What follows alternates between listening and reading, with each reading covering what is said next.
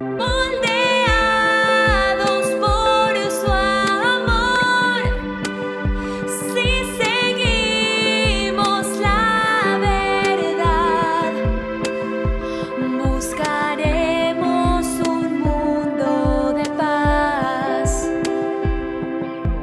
Paz en el cielo, que haya paz en la tierra, que haya paz entre pueblos, paz a la humanidad, que la paz nos reúna, que la paz nos hermane, construyamos un mundo de paz.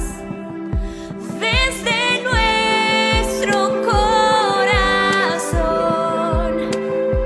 la plegaria ya empezó. No queremos nada más que vivir. Bueno, ya llegaron a nuestros estudios dos grandes personalidades de la ciudad de Rosario. Está con nosotros el doctor Luis María Escoco, médico especialista en terapia intensiva, experto en soporte nutricional artificial. ¿Qué tal, Luis? Buenas tardes. Muy bien, buenas noches a todos. Un gusto estar con ustedes. Gracias. Y también está la doctora Gabriela Cuadri, abogada y miembro de Red Familia de Santa Fe. ¿Qué tal, Gaby? Sí. Hola, ¿qué tal? Buenas noches. Igualmente, una alegría de nuevo estar en el programa, así que compartiendo con todos. Hoy está el staff completo, ¿no? Son muchas, así que preparados para escuchar las preguntas. Exactamente. Bueno, en realidad nosotros los invitamos porque queríamos hablar sobre muerte digna. Tenemos varias preguntas que hacerles, varias inquietudes, varios temores, varias cosas que nos dan vuelta tanto a nosotros como a todas las personas, ¿no? Que tiene que ver con la muerte digna y lo que conlleva. Queríamos saber en primera instancia qué dice la ley, Gabriela, sobre muerte digna.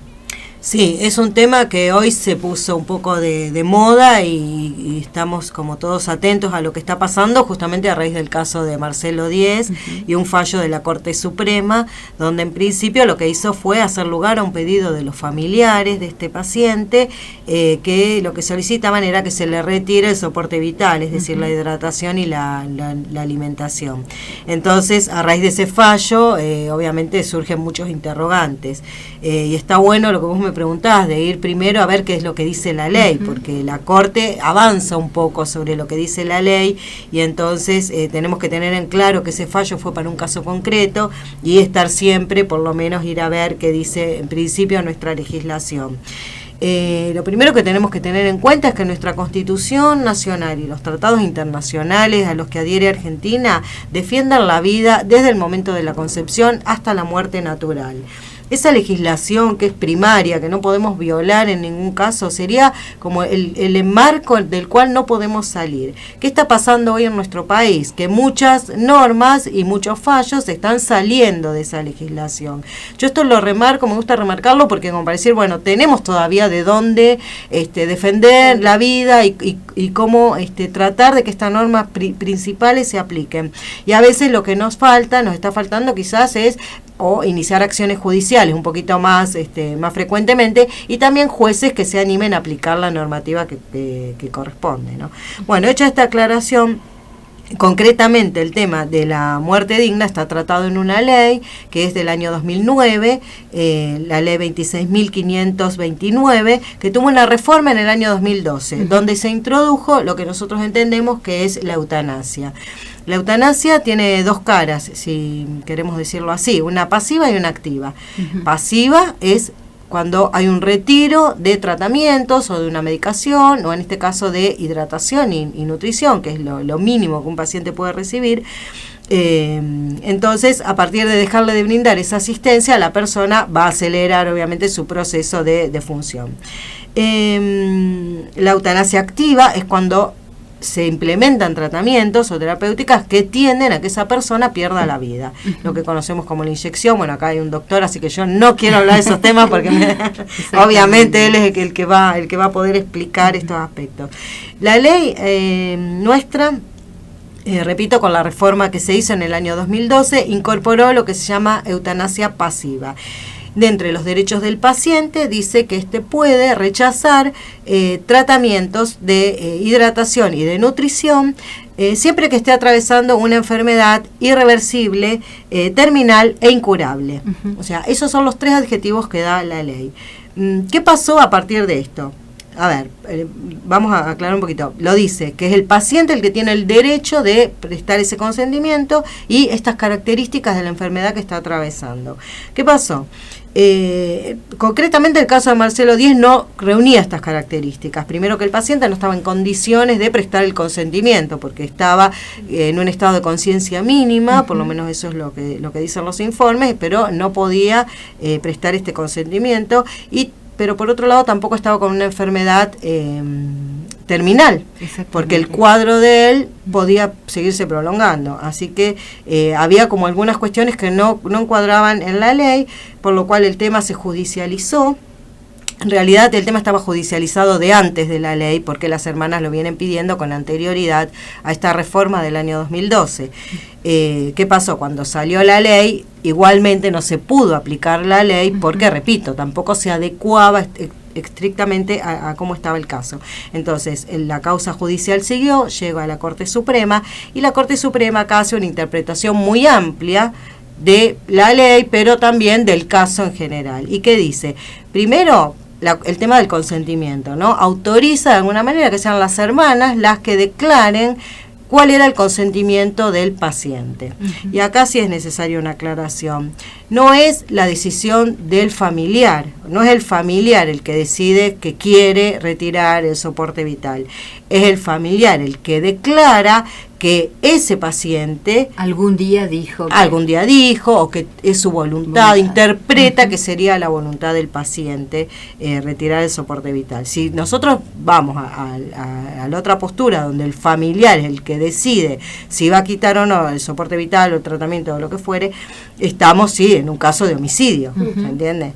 Entonces se hace una voltereta y se dice, bueno, no, es el que hace una declaración jurada de que esa es la voluntad del paciente, dada la condición de que el paciente no puede expresar su voluntad por el estado en que se encuentra. Ese es el tema del consentimiento, de esa manera lo resolvió. ¿Se hace una la declaración Corte jurada ante escribano? No.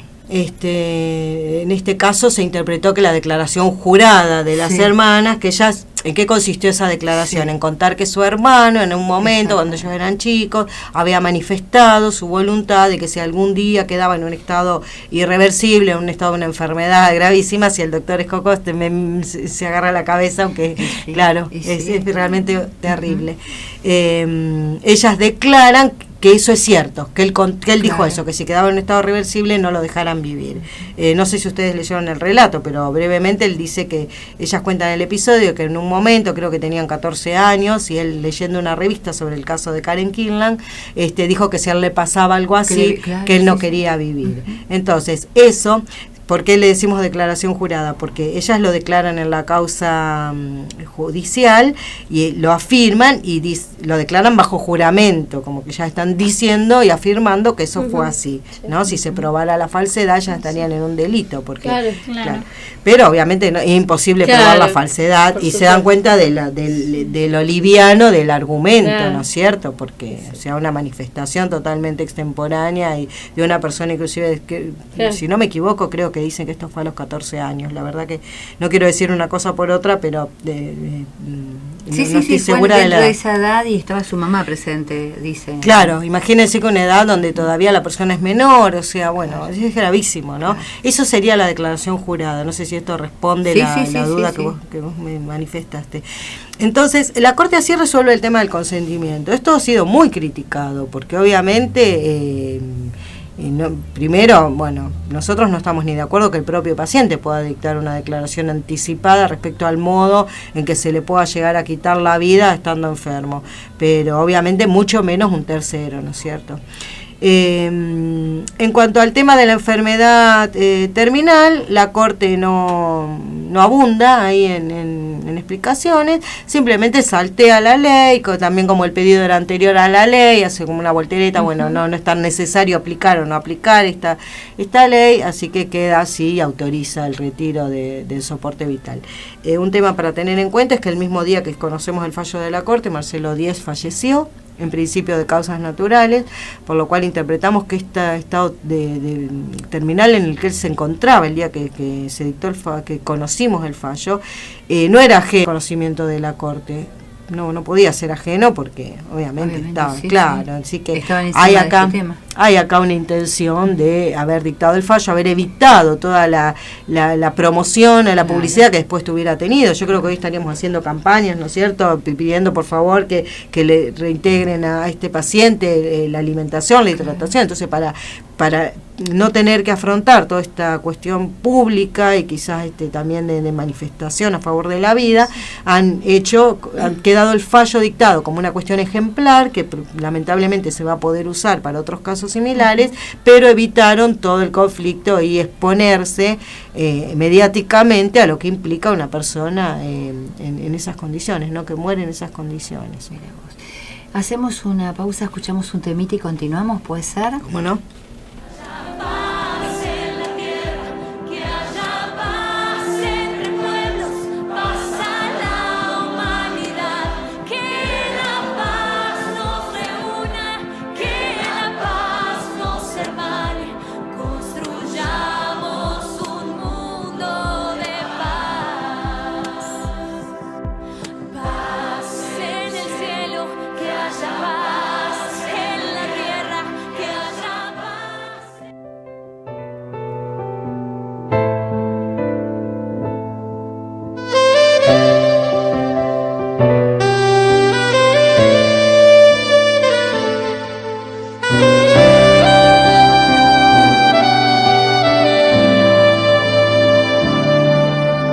Sopla sobre mí, Señor,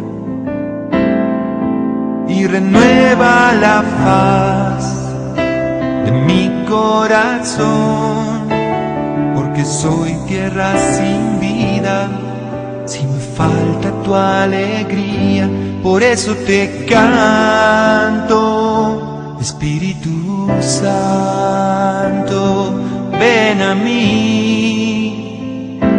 Espíritu Santo, ven a mí. Espíritu Santo, ven a mí. Sopla sobre mí, Señor, y derrama tu agua viva sobre mi corazón. Porque soy tierra reseca, si me falta tu presencia, por eso te canto, Espíritu Santo, ven a mí. Espíritu Santo, ven a mí. Espíritu Santo, ven a mí.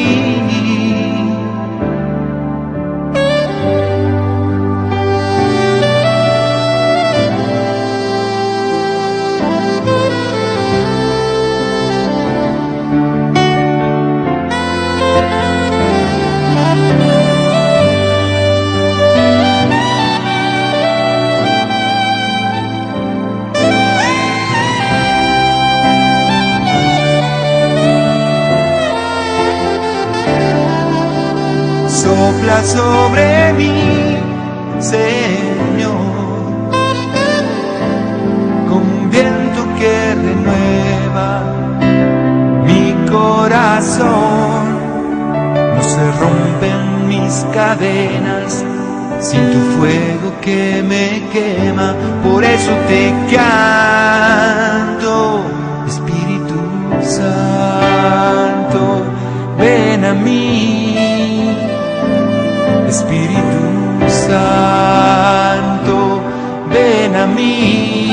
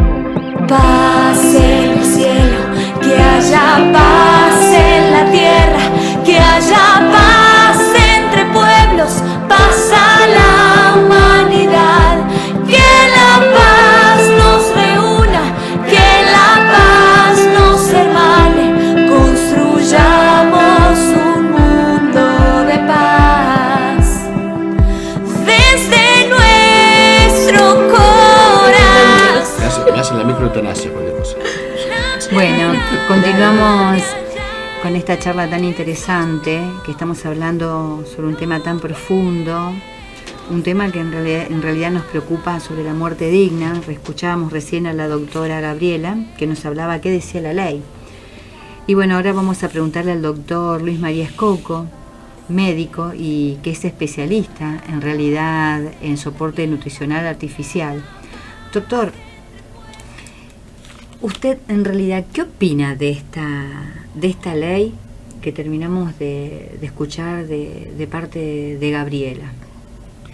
En realidad veo mucha ideología detrás de esto, porque los médicos que estamos con el paciente crítico y los que estamos en el terreno bioético también, vemos que se tergiversa la información, ¿no? Recién fuera del aire hablábamos de que Marcelo Díez no estaba en estado vegetativo, estaba en lo que se llama conciencia mínima, pero era un paciente que cuando él tenía afectos por alguien lo seguía con la mirada, le sonreía.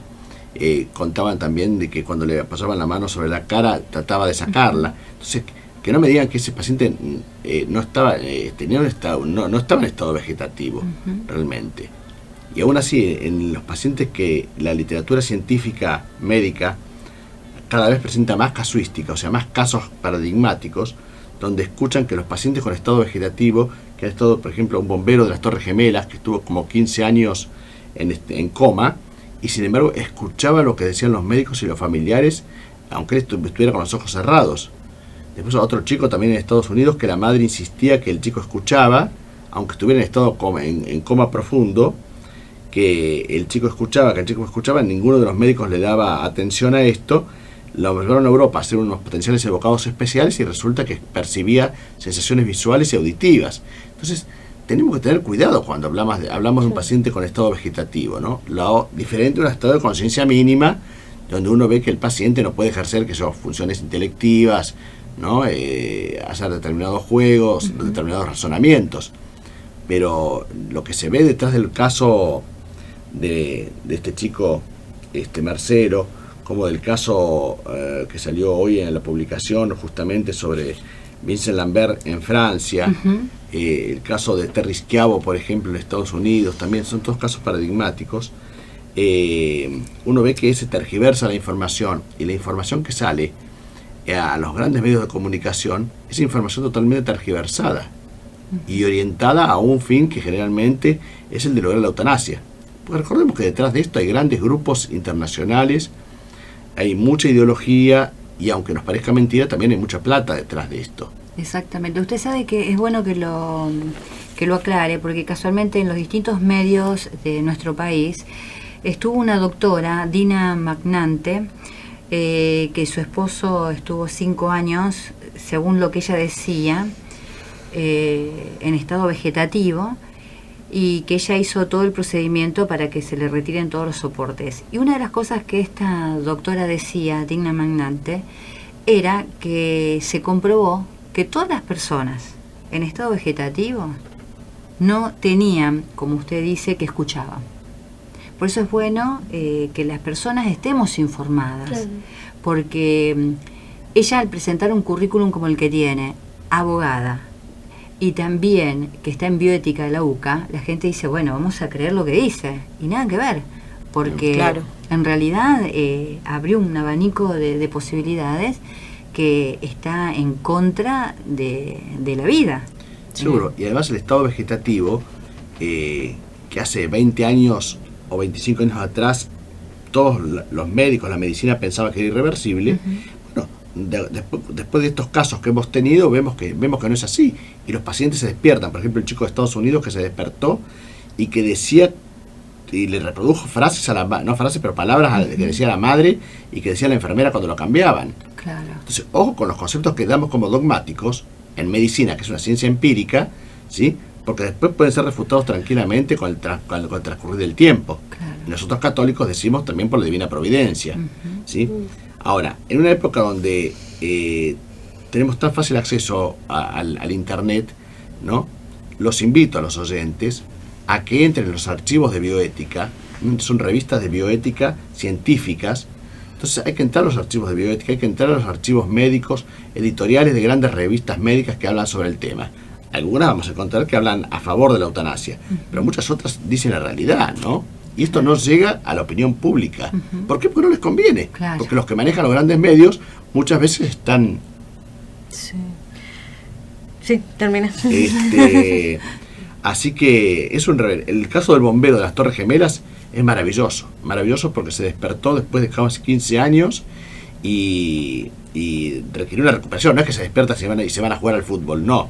Se despiertan y empiezan con recuperación fonoaudiológica, kinesiológica, o sea, pero se despiertan y empiezan un proceso de recuperación que después sigue adelante, hasta ahora con estos pacientes. Podría ser que un paciente se empezara a recuperar, después se complica y termina falleciendo. Pero acá lo importante es el concepto no dogmático de que el cuadro vegetativo o síndrome vegetativo persistente, que así se llama ahora, es irreversible. Y por otra parte, que muchos de los pacientes que la prensa habla de que están en estado vegetativo, en realidad tienen un estado de conciencia mínima. Paciente que abre los ojos y te sigue con la mirada, ese paciente no está en estado terminal ni vegetativo.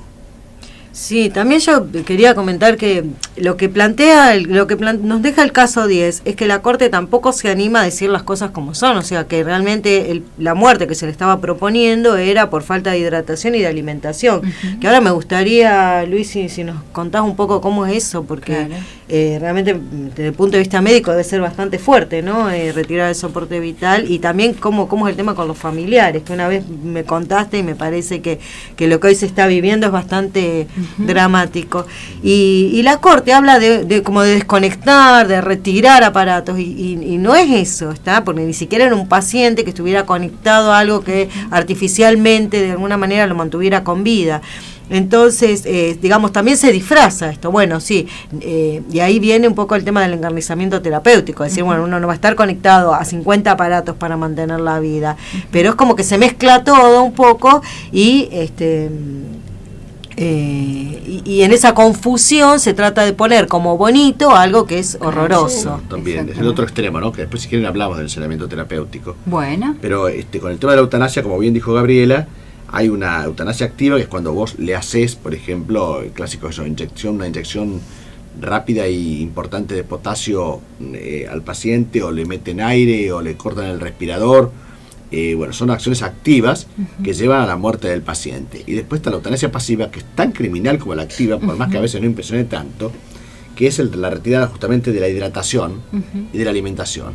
O sea, siempre ¿cómo sería eso? Siempre, claro, ¿Cómo sería, en general el paciente en estado crítico, sí, y más los pacientes que están así con estado de conciencia mínima o aún con síndrome vegetativo persistente, se encuentran alimentados e hidratados en forma crónica por medio de una sonda que se coloca en su estómago, o también se puede colocar en el intestino delgado. ¿Sería el botón?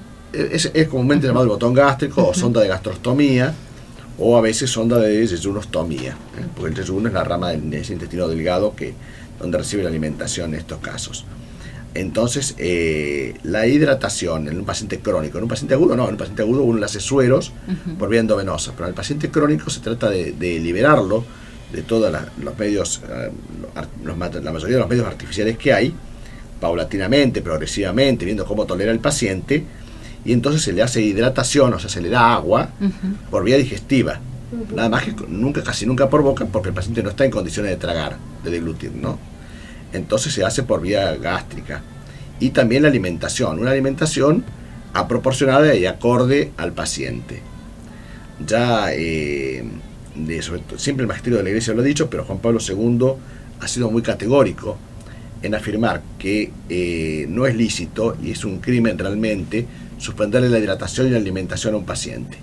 Y esto lo digo porque en nuestro medio y en todos los medios, por lo menos de Occidente, que uno conoce, se estila mucho esta eutanasia pasiva. Le cortan todo y no hay nada peor que morir de sed, ¿no? Y la alimentación también, ¿no? Porque no es que uno le dé 3.000 calorías a un paciente para alimentarlo y para que se levante y todo. Pero la nutrición artificial es un acto médico, es una disciplina, y por lo tanto está orientada a cada paso que hay que dar. Ahora, si uno le retira la alimentación, si le retira la hidratación, a los 4, 5, 6, 7 días sobreviene inexorablemente la muerte. Es una agonía. Entonces terrible. nosotros, es como ponerle una, en el lenguaje vulgar, Sí. es como ponerle una almohada a un paciente nuevo, a un pariente nuestro, ponerle una almohada para que no respire, no coma y no se hidrate. ¿Sí? Vendría a ser- Ay, vendría- claro. vendría a Es ser una algo así. crueldad. Sí, Sí. sí, Por eso sí. los padres generalmente, fíjense que tanto los padres de Terry Schiavo como de Marcelo Díez, en la medida en que podían, se oponían a este acto. Exactamente. Claro. ¿Sí? Se oponían a este acto. Que también se lo habían Antinatural, totalmente. Totalmente también se lo habían antinatural. propuesto a la mamá de este cantante, Soda Stereo, ¿no? Sí, y ella dijo que no, Gustavo bajo Cerati. ningún concepto. Sí, sí, muy estuvo la Bajo- mamá. Sí, sí, sí. Bueno, Sí. escuchamos un temita y continuamos. Está muy interesante la charla.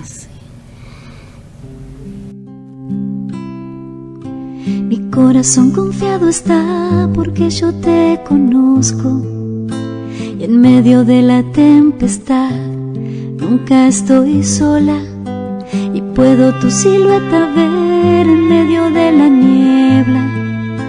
Tu gracia es suficiente en mí si el mundo tiembla. Cada día despierto y tu misericordia está conmigo. Puedo descansar, tú eres el mismo. Cada día me enseñas a confiar en ti con tu palabra. Mi fe se aumenta más cada mañana, cada día.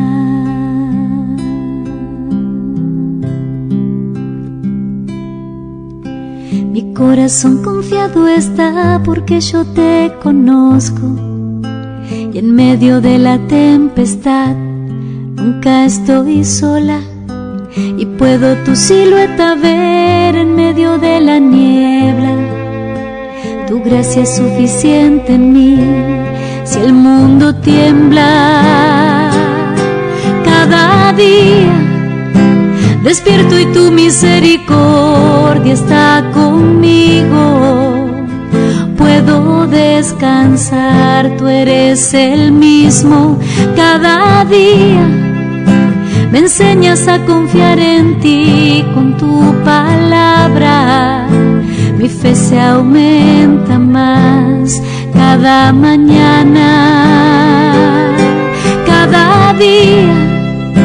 Despierto y tu misericordia está conmigo.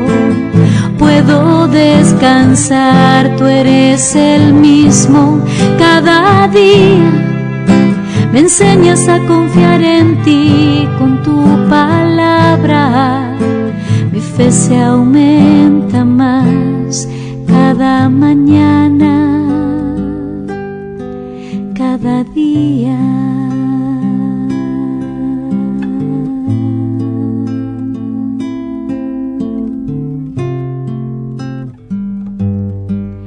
Cada día.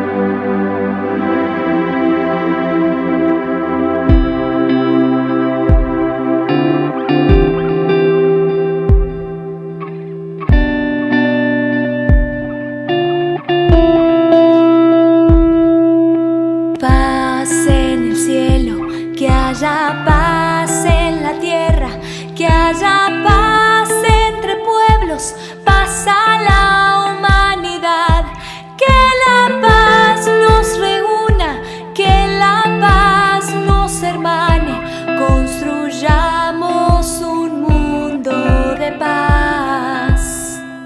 Somos hijos del Creador, moldeados por su amor. Si seguimos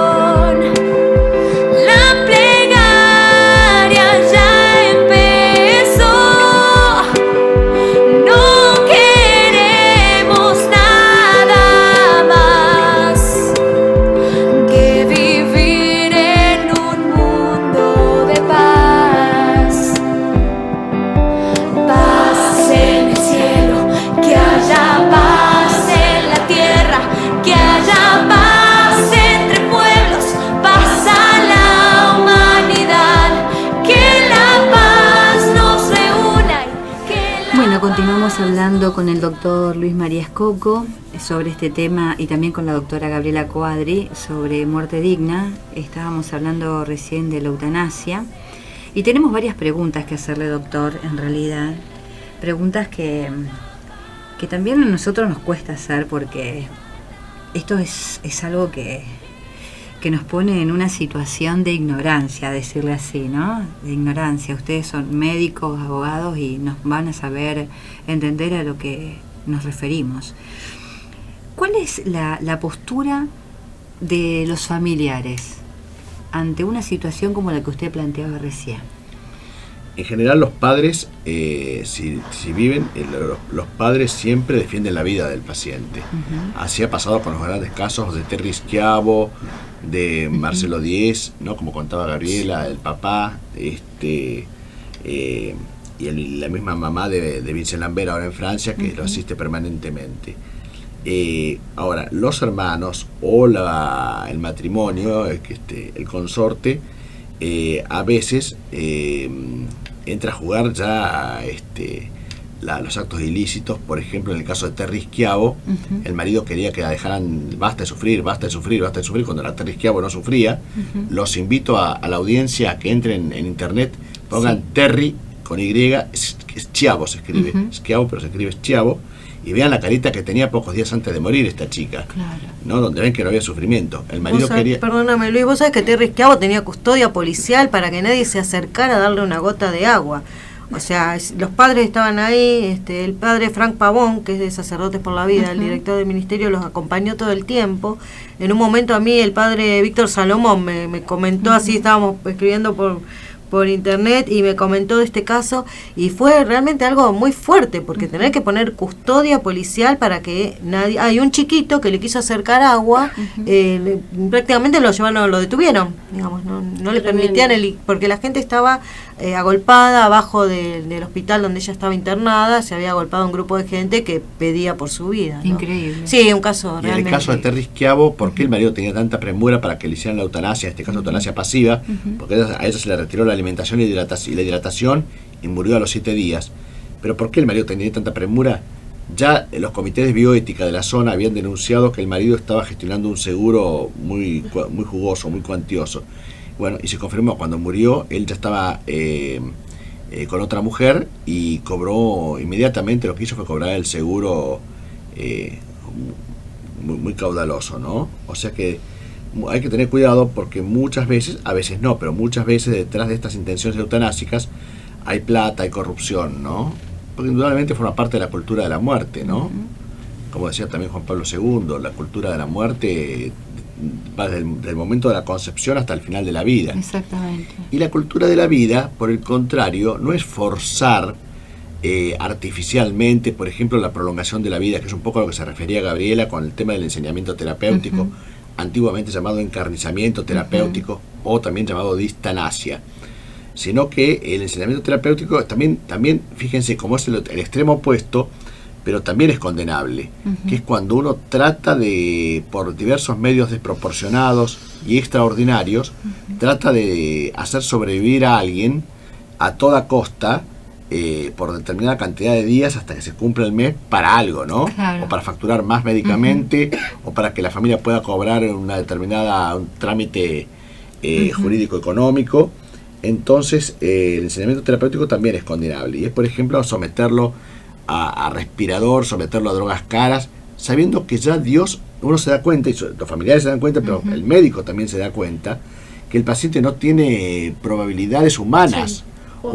Con eso no quiere decir que haya que darle algo, quitarle algo para matarlo. Pero sino dejarlo si ya ve que se está muriendo, claro, dejarlo naturalmente, que siga, que Dios se lo lleve, ¿sí? Pero sin privarlo de lo más elemental, que es la hidratación, la alimentación, la higiene. Que incluso lo someten también a estudios complejos, invasivos en esos últimos momentos donde claro, está el paciente que ya se sabe el desenlace, moribundo, claro. Inútiles, que por ahí... Pero la higiene, la analgesia, también son medios proporcionados. O sea, un paciente que está moribundo, en general no tiene que tener dolor, y hay que hacer todos los medios necesarios para que no tenga dolor. Entonces, así como no le hago un estudio sofisticado, o no le paso un remedio carísimo y que lo único que va a hacer es prolongarle la vida 24 horas, sí gasto todos los recursos para que el paciente tenga buena higiene, Claro. para que lo cambien las veces que sea necesario, para que tenga su colchón antiescalas, su colchón de aire, para que tenga sus buenas rotaciones, buenos calmantes.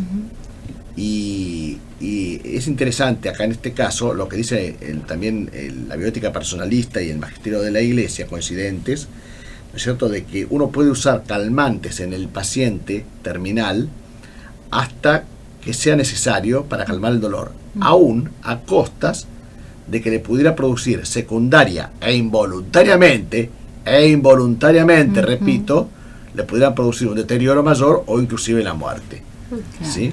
Entonces, la única excepción, estamos en una radio católica, así que la única excepción a no darle un tratamiento analgésico a un paciente es cuando el paciente, por su voluntad, quiere unirse más a la cruz de Cristo y entonces, siguiendo el camino de la pasión, dice: yo no quiero calmante, pero para eso tiene que estar lúcido, Claro. ¿no es cierto? Y uno tiene que ver el contexto espiritual en el que lo hace. Si no, hoy día, y más como está el mundo, a nadie le interesa. O a muy poca Juan gente le Pablo interesa. II, creo que él evitaba la medicación lo más que podía para estar lúcido hasta el último momento. Y si bien, o sea, él podía, tenía recetada, digamos, se le había prescripto más Sí. medicación, él no la consumía. Pero Él no bueno, consumía. claro, estamos hablando de San Juan Pablo II. II. Exactamente, Claro, pero bueno, exactamente. pero realmente hay que evitar, ¿no es cierto? Como corolario de este pequeño tema, hay que evitar el enseñamiento terapéutico también. Fíjense, ¿no?, en lo que es la Iglesia experta en humanidad, ¿no?, y después la bioética personalista, cómo sostienen, sobre todo la personalista ontológica, cómo sostienen: no le saquemos nada al paciente, no lo ayudemos a morir antes de lo que Dios diga, pero tampoco forcemos a Dios a hacer vivir una agonía, ¿no? Son temas Hay un delicados. equilibrio. Claro, son temas delicados. Yo siempre aconsejo que para estos casos, cuando uno tiene un paciente así de estas características, conviene tener un médico de la familia o un médico de cabecera, aunque no sea de la especialidad de medicina crítica o de soporte nutricional como hago yo, pero un médico de cabecera que vaya y acompañe al paciente, que le dé un vistazo frecuentemente, que hable con los médicos, porque entonces la interacción va a ser mejor. Si hay alguien con intenciones eutanásicas o de enseñamiento terapéutico, se va a cuidar cuando hay un médico que, aunque no sea especialista, Claro. esté detrás del tema, ¿no? Eso es un consejo práctico que doy. Exactamente. O sea que la sedación profunda es lo que usted recién termina de comentarnos, Claro. que es darle, digamos, Calmantes. Claro. Sí, claro, el contexto del dolor, sobre todo en el paciente moribundo, implica los analgésicos, o sea, los calmantes, y la sedación. Porque a veces el paciente no tiene dolor, pero está excitado, está nervioso, está con mucho desconfort. Entonces, un buen tratamiento paliativo en estos casos es darle lo que necesita. Un día puede ser más calmante y otro día puede ser más sedación. Se empieza con dosis baja porque a veces el paciente responde a dosis baja, por más que tenga una enfermedad incurable. A veces con una pequeña dosis de un remedio o de una asociación de remedios, el paciente anda bien. Si es necesario, entonces lo que decíamos antes, si es necesario se va aumentando, no con el fin de matarlo antes de tiempo, eutanasia, sino de que darle confort al paciente, ¿no es cierto?, en los últimos momentos. Bien, le hacemos otra pregunta y vamos a un temita y después del tema musical nos la responde. El abandono del paciente. ¿Puede ser que se abandone al paciente dentro del ambiente familiar? ¿Dentro del lugar donde están internados? ¿Cuándo hay abandono de pacientes? La pregunta que le queremos hacer después del tema musical. ¿Puede ser? Muy bien. Muchas gracias. Pasa la humanidad.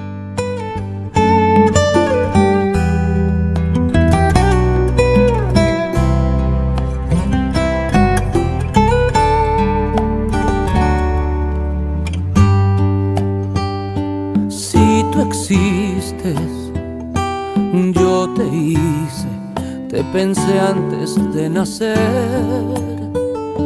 Si tú vives a mi vera, no te faltará abundar, ni a tus padres, ni a tus hijos, ni nación. Tengo siembra y cosecha solo, deja que te guíe mi palabra.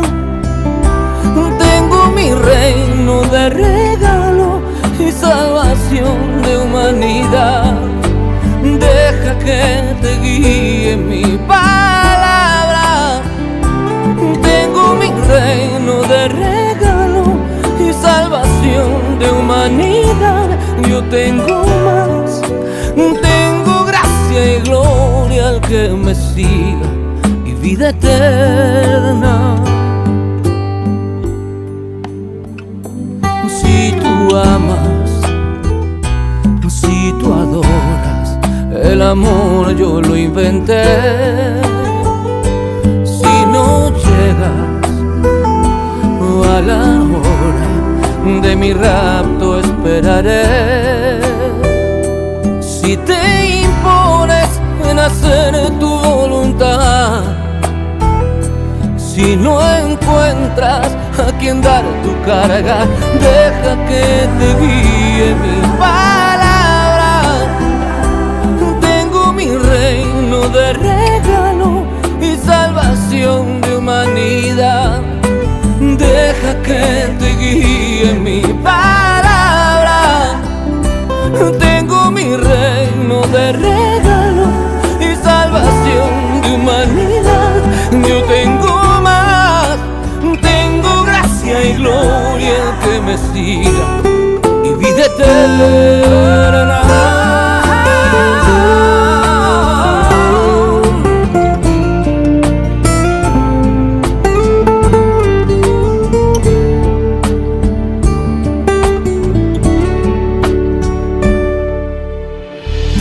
Que te guíe mi palabra. Tengo mi reino de regalo y salvación de humanidad. Yo tengo más, tengo gracia y gloria al que me siga. Deja que te guíe mi palabra. Tengo mi reino de regalo y salvación de humanidad. Yo tengo más, tengo gracia y gloria al que me siga y vida eterna.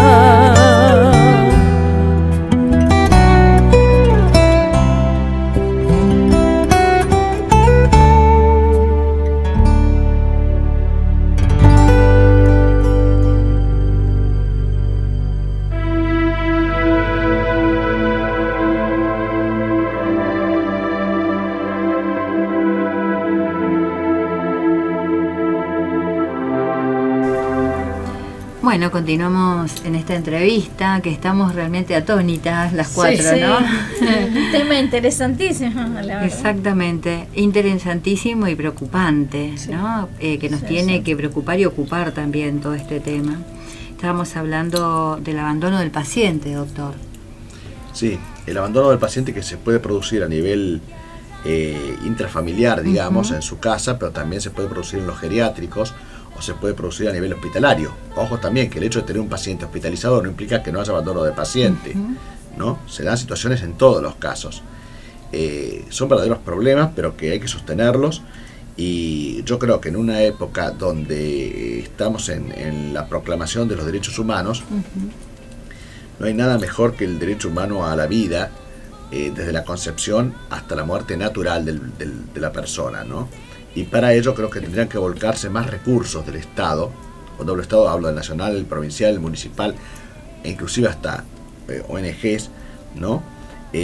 Para apoyar a las familias que tengan pacientes moribundos o pacientes terminales en su casa. La buena contención y la buena atención de los pacientes también, y la contención de los pacientes de los geriátricos. Los médicos estamos cansados de ver pacientes que están tirados en los geriátricos, que las familias no los van a ver. Como hay otros casos donde uno ve que la familia es muy solícita y no le hace faltar nada al abuelo y no lo tiene en su casa por una cuestión de fuerza mayor, ¿no? Si bien ahora el Papa Francisco sostiene que a los abuelos hay que tenerlos en su casa, bueno, hay casos de fuerza mayor donde no pueden estar, pero vos ves la atención de la familia, se pesca a simple vista. Pero bueno, también hay muchas situaciones de abandono y no se ve el control del Estado. Y por otra parte, el abandono intrahospitalario también a veces sucede, como decíamos recién fuera del aire, en una sociedad utilitarista donde valemos según lo que producimos. Bueno, muchas veces el abuelito que está ya en su fase última de la vida o no, pero como dejaste de producir, como no servís y lo único que haces son dar gastos, como he escuchado a algún familiar que le grita al abuelo, ¿no? le grita, ¿qué haces vos? Que es lo único que haces es dar gasto. Tremendo. Claro, ¿no? Como si Dolorosísimo. los abuelos no se hubieran ocupado de la familia tantos años, ¿no? Y que si uno es lo que es porque los abuelos que ahora están en una situación de minusvalía, Claro.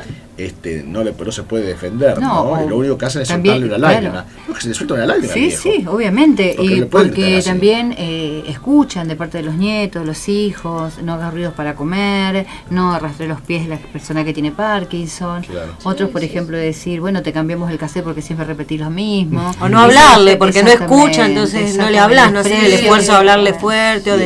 de dialogar, ¿viste? Entonces vos ves que la persona mayor está Y el aislada en la mesa. El Papa Francisco siempre habla y insiste mucho, ¿no? En su año de la misericordia y después de su encíclica de la misericordia también, de que muchas veces la simple escucha, un simple gesto de cariño, son actos de misericordia que empiezan con el prójimo. Y el prójimo, ¿qué decir? Los que tenemos en casa. Exactamente. ¿Sí? También que hemos invertido la pirámide, entonces en vez de haber más gente al cuidado de los ancianos, o sea, tenemos menos población joven, a veces tenemos los 4 abuelos y un solo nieto para ocuparse, por decirlo de una manera, ¿no? Y entonces eso también, todas estas políticas que van en contra de la vida, porque en realidad de eso se trata, de que cada vez tener mayor control sobre la población, menos natalidad, mayor favorecer todo lo que tenga que ver con la muerte, aborto, eutanasia, entonces la población anciana va siendo mayoría, y esto es un problema real que tienen en Europa. Y esa inversión de la natalidad no es casual, ¿eh?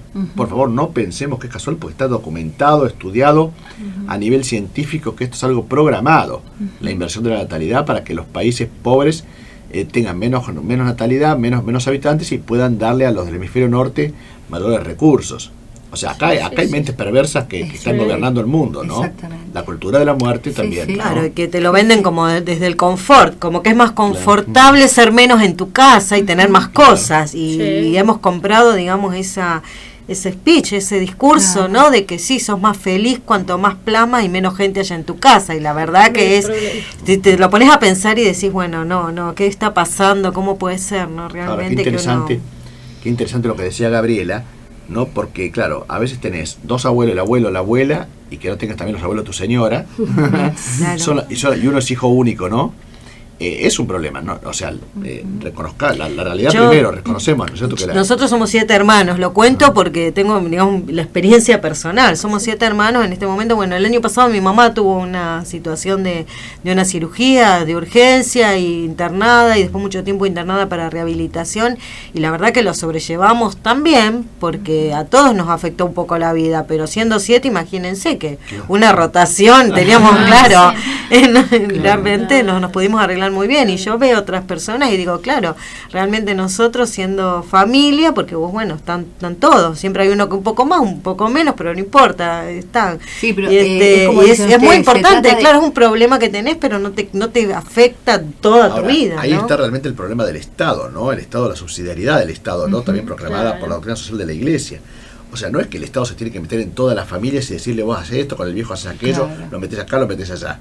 Pero cuando, justamente, o sea, los primeros cuidadores de la familia es la misma familia. Obviamente, sí. La iglesia, la familia, iglesia doméstica, ¿no?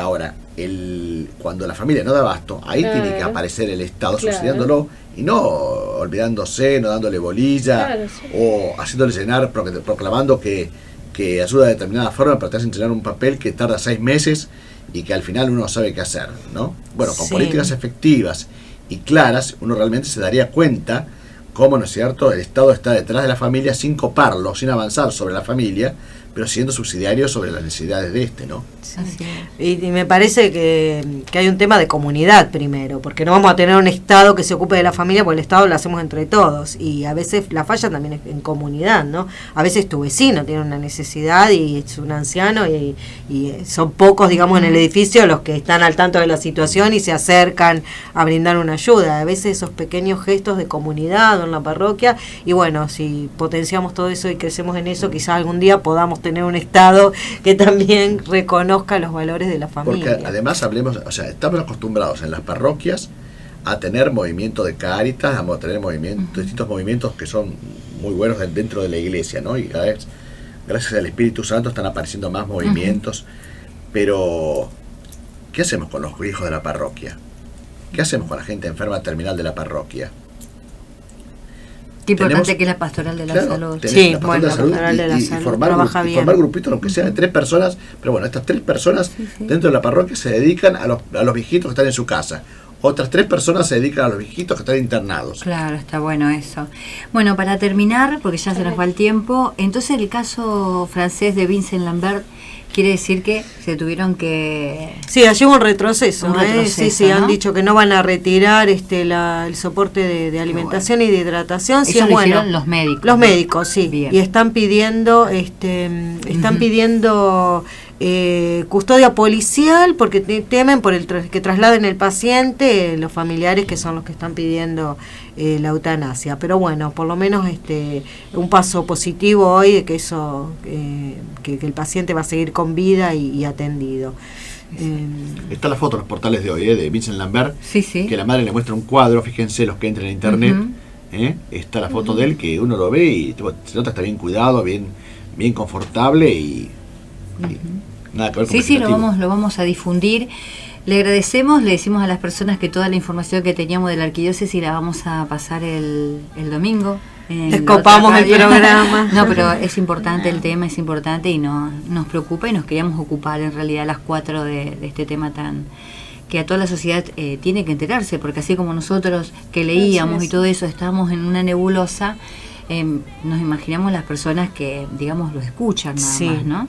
Entonces, Gabriela, en realidad te agradecemos infinitamente. La vamos a volver a llamar, obviamente. Y doctor Luis Escoco, hace años ya que lo conozco, que ha ido a la radio, a la otra radio con este programa, que siempre ha dicho que sí. Le agradecemos infinitamente, ¿no, chicas? Sí, muy agradecidas. La verdad que sí, muy, muy agradecidas por la información que nos dan y también para nosotros mismos, para estar informados por sobre todas las cosas, porque muchas veces cometemos la ignorancia de no informarnos y es así como nosotros compramos esto que nos decías. Sí, y bueno, a ustedes yo les agradezco por interesarse por estos temas, por la invitación y decir que es un tema que la Red Familia viene trabajando hace bastante, la red a nivel nacional.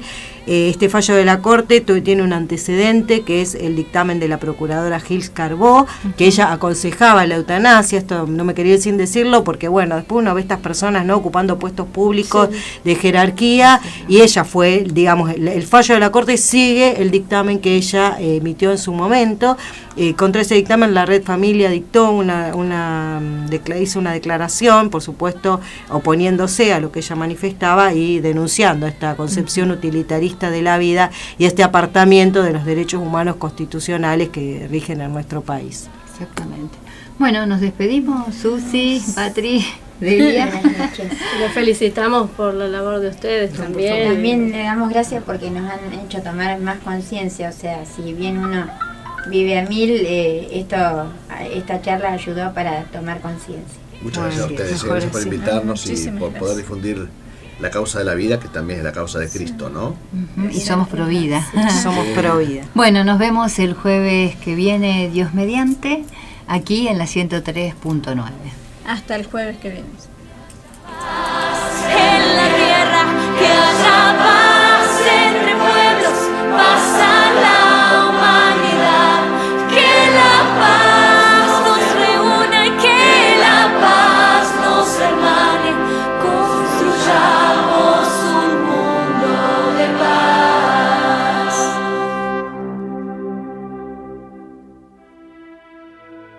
El egoísmo de algunos trajo el dolor de muchos. No permitamos la guerra. Todos tenemos derecho a vivir en paz. En el aire, LRI 319, FM del Rosario, en 103.9 MHz.